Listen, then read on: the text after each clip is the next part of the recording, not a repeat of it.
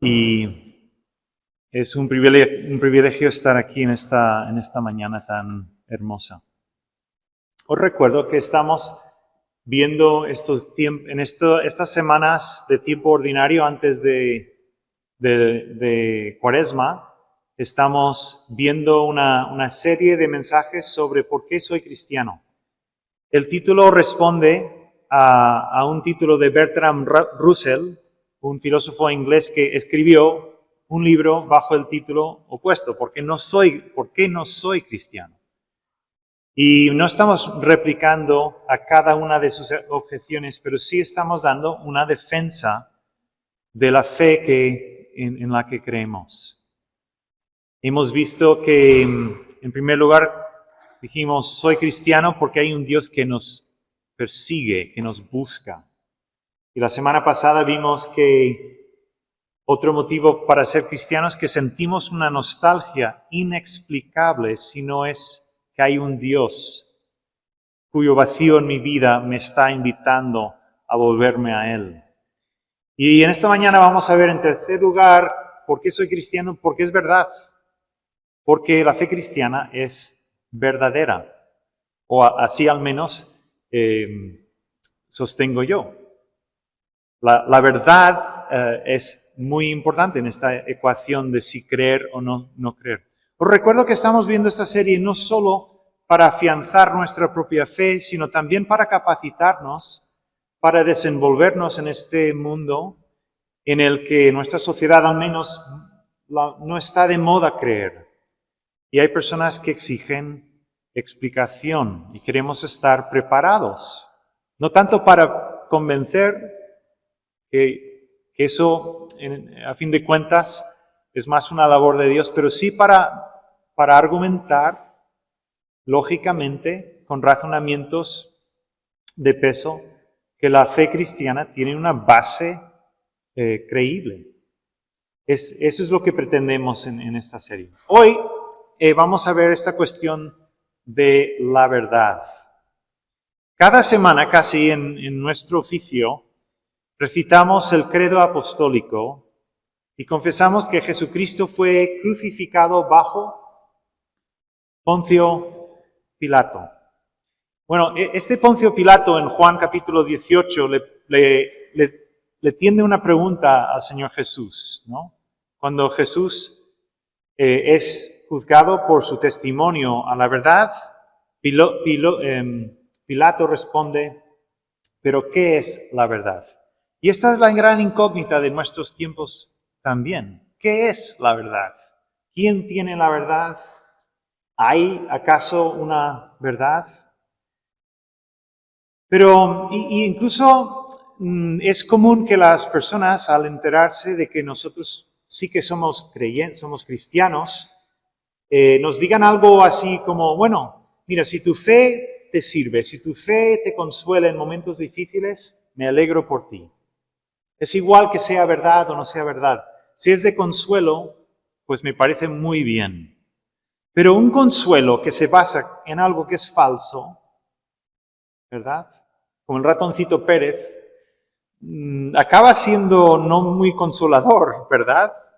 Todo consuelo auténtico debería fundarse en algo que sea real, auténtico, verdadero. Es más, Santo Tomás de Aquino dijo que permanecer en la fe cristiana cuando crees que es falso es pecado mortal. Porque es hipocresía. La verdad importa. Así que una de las razones por las que yo soy cristiano es porque yo creo que es verdad. Creo que es verdad. Ahora, este sermón va a ser un sermón un tanto filosófico, así que espero que todos hayáis tomado café en esta mañana. Y si no, allá está la cafetera. En fin. Primero lo que quisiera hacer es pintar un poco el panorama de nuestra sociedad moderna. ¿Dónde se ubica el ser humano hoy en día? Y creo que el ser humano se ubica entre dos polos contrarios. Está en tensión el ser humano en nuestra sociedad. No estoy hablando de la África, no estoy hablando de Asia, estoy hablando de Occidente.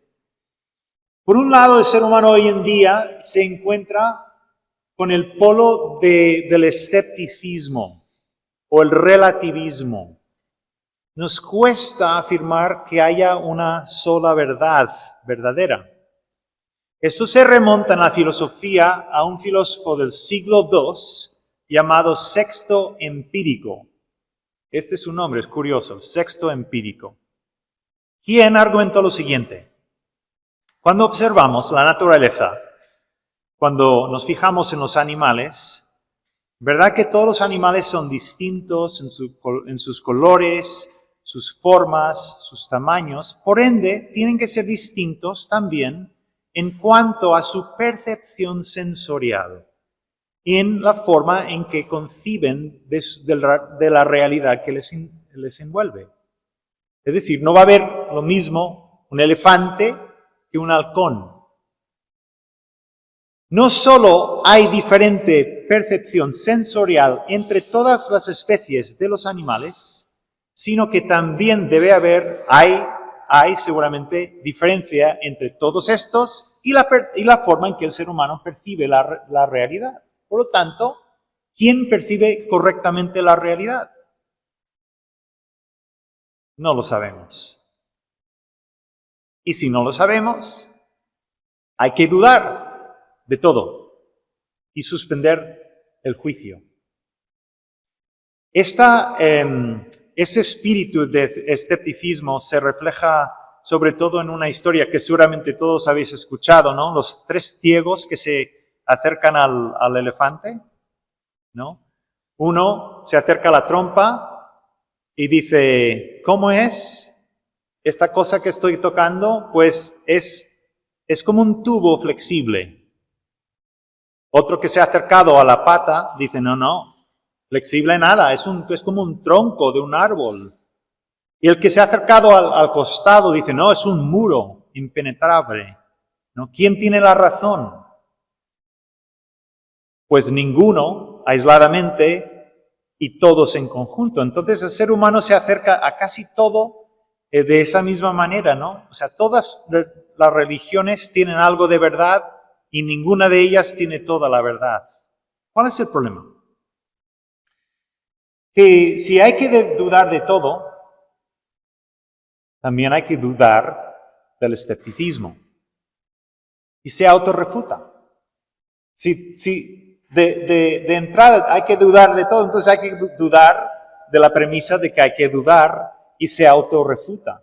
Además, y hay muchos escépticos hoy en día, es imposible ser escéptico coherentemente las 24 horas del día. Pongo un ejemplo. El escéptico llega al aeropuerto, tiene un viaje importante que emprender para dar estudios sobre el escepticismo, ¿no? Y llega a la ventanilla y le preguntan, ¿a dónde quiere usted viajar hoy? Ay, no lo sé. No lo sé. ¿Tiene equipaje que facturar? Tampoco lo sé, porque he suspendido el juicio, ¿no? Nada, o sea, es decir, que nadie vive coherentemente esta visión escéptica siempre. Entonces, eso por un lado. Por otro lado, el ser humano, el polo contrario del escepticismo, se llama el cientificismo. Cientificismo, que no es lo mismo que la ciencia, sino que es la premisa de que la única verdad sostenible es aquella verdad que puede ser comprobada por las leyes empíricas, por lo que podemos ver, observar, experimentar en un laboratorio. ¿Bien hasta ahora? La idea del cientificismo postula lo siguiente: el ser humano en sus orígenes dio explicación a su entorno, la realidad, la naturaleza, mediante los mitos, las historias, la Ilíada, la Odisea. Explicaban todo en torno a esas leyendas, esos mitos. La intervención de los dioses, que si el dios Thor, por ejemplo, nórdico, los truenos y las tormentas, etc. Todo lo explicaban así. Luego el ser humano pasó a una segunda fase que es la religión, sobre todo el cristianismo, y explicaba su entorno en función de la Biblia y la fe. Pero sobre todo a partir de Galileo pasamos a una tercera fase en que toda explicación de nuestro entorno, como también nuestro papel o lugar en el entorno del cosmos, se debe de explicar científicamente y exclusivamente científicamente, sobre todo por la física y las matemáticas. ¿Por qué? Porque estas son exactas, precisas. Ninguna otra ciencia lo es. ¿Sí? ¿Cuál es el problema del cientificismo? Uno, no se puede comprobar en un laboratorio la premisa de que toda verdad debe fundamentarse científicamente. Es decir, nadie científicamente jamás ha comprobado que el conocimiento es secular, que Dios no está en la ecuación. Nadie. En segundo lugar, el cientificismo deja sin contestarse muchísimas preguntas que nos interesan muchísimo. ¿Cuál es el propósito de mi vida? Nunca vas a encontrar el propósito de tu vida en un experimento, en un laboratorio, ¿verdad? Responde a otra forma de conocer. La ciencia no te va a poder comprobar nunca si tu madre te ama. Entonces, una verdad que no puede responder a algo tan básico de como mi madre me ama, no me ama, evidentemente cojea. ¿Sí? ¿Hasta ahora bien? Ahora vamos a volver a lo que sí son razones por las que yo creo que el cristianismo es verdad. Pero es importante situarnos en nuestro contexto. Cuando hablamos con las personas, normalmente se encuentran en uno de estos dos campos, cientificismo o escepticismo. ¿Qué diremos nosotros? Primero, la primera duda que el ser humano debe resolver es si hay un Dios o no lo hay. Si hay un Dios o no lo hay. La fe cristiana nos ofrece dos argumentos a favor de la existencia de Dios. La primera es la natural. ¿Por qué hay algo y no nada? ¿Y por qué este algo es tan bonito, tan hermoso? ¿Y por qué el diseño de nuestra realidad es tan increíblemente inteligente? ¿Acaso esto es producto de un Big Bang sin ningún tipo de causa inteligente detrás? Ese es el primer argumento que nos ofrece la Biblia a favor de la existencia de Dios. El segundo es la existencia de lo que se llama la conciencia. Seguid conmigo un momento.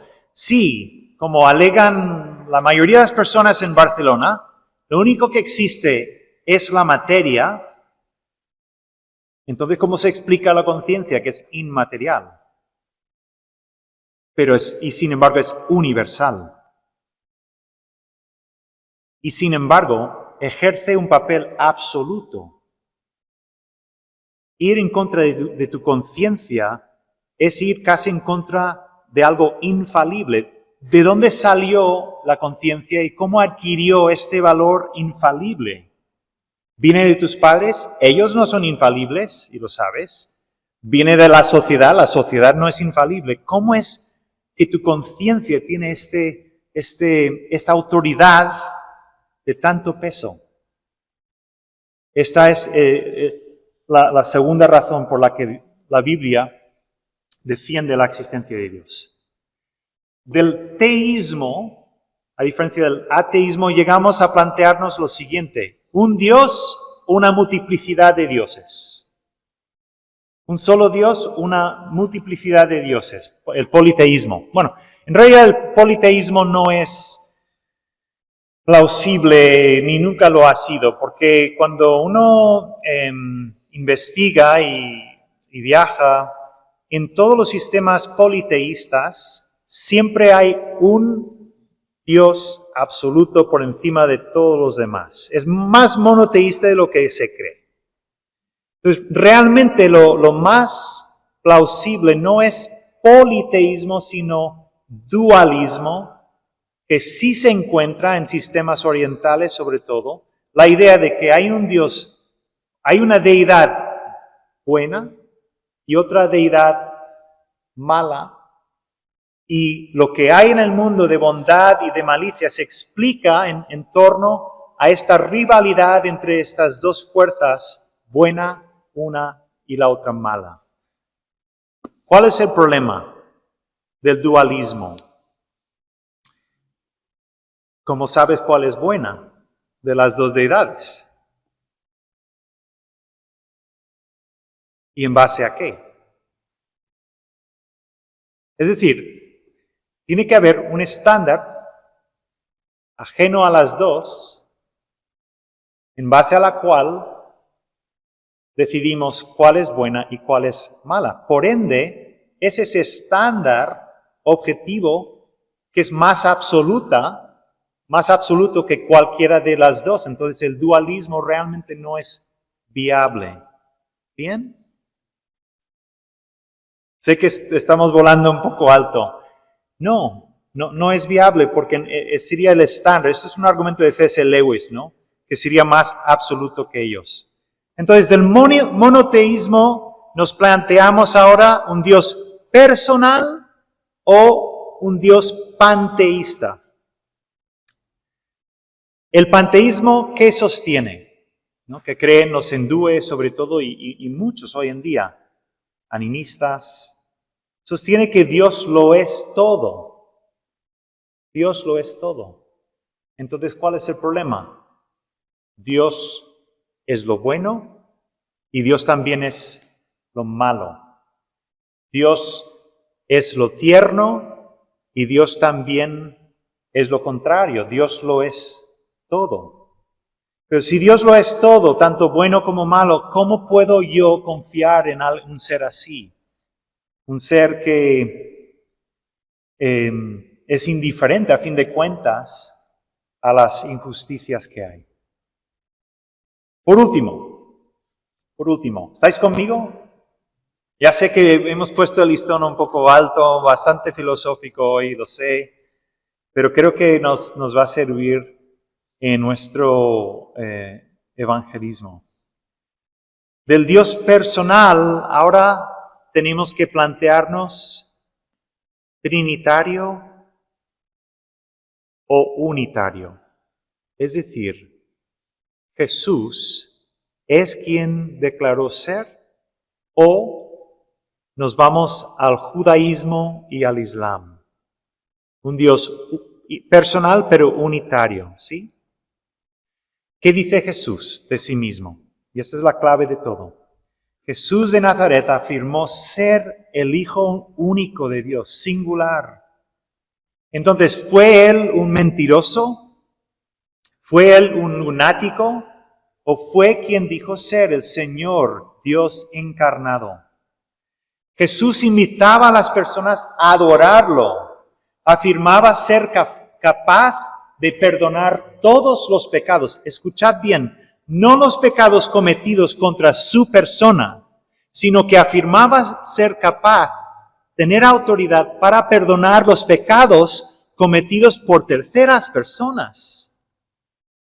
¿Quién es este hombre? Invitaba a las personas a confiarle sus almas eternas.